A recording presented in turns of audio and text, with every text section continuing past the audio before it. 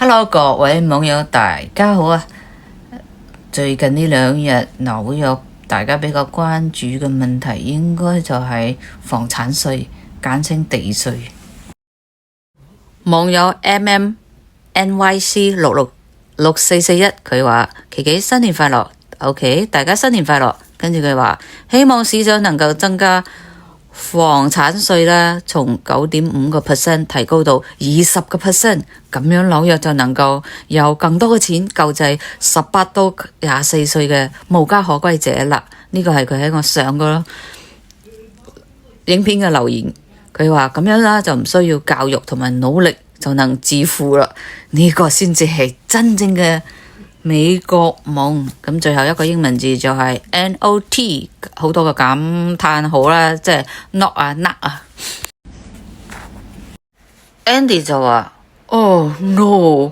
咁我哋移民嚟咗50多年嘅，以前工作12個小時賺嚟嘅辛苦錢，用來安家樂業買屋嘅老屎忽，然後低養老金生活，怎俾得起加20%？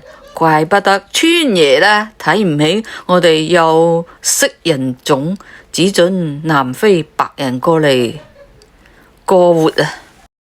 睇下你講緊嘅嘢，咁我就唔可以唔去睇下嗰單新聞啦。最近起地稅嘅問題，至於地稅呢，付款時間就嚟到期啦，3月31號到期支付。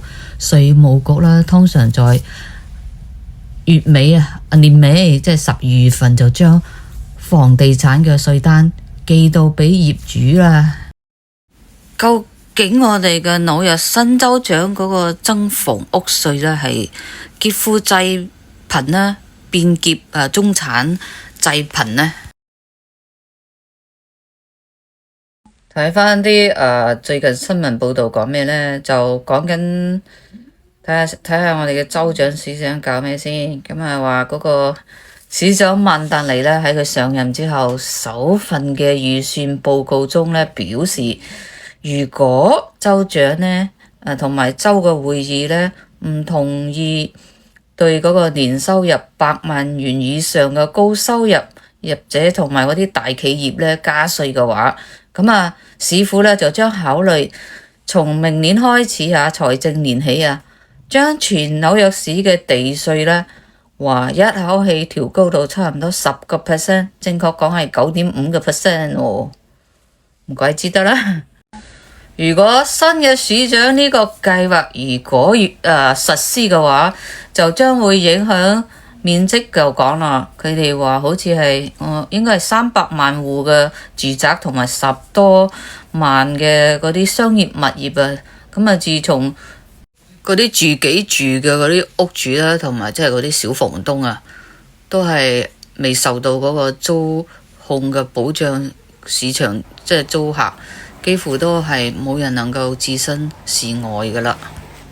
如果人話唔俾起租嘅話，咁其實啲房東趕晒原本住緊嗰啲人，係咪每年趕走佢，再啲新入嚟又高啲咯？自然就抬高價錢租俾佢哋，咁就咪起租咯。好似有啲屋嘅住客租客呢，佢哋係住咗好多年噶嘛，咁好多年前租入嚟嗰陣時好平噶嘛，就算起咗佢哋一啲咁啦。但如果你真係趕走咗佢，即係譬如佢而家係2房1廳2500咁，你劈走咗佢，你直成係3000蚊，一日嚟就3000蚊都得啦。呢個唔係仲好乜？咁成日要搬屋，啲租客咪好唔安全？根據市府嘅構思呢，地產稅嘅增稅適用範圍包括1至3個家庭住宅、共管公寓、合作公寓以及大型嘅辦公室、餐館等4大類嘅物業。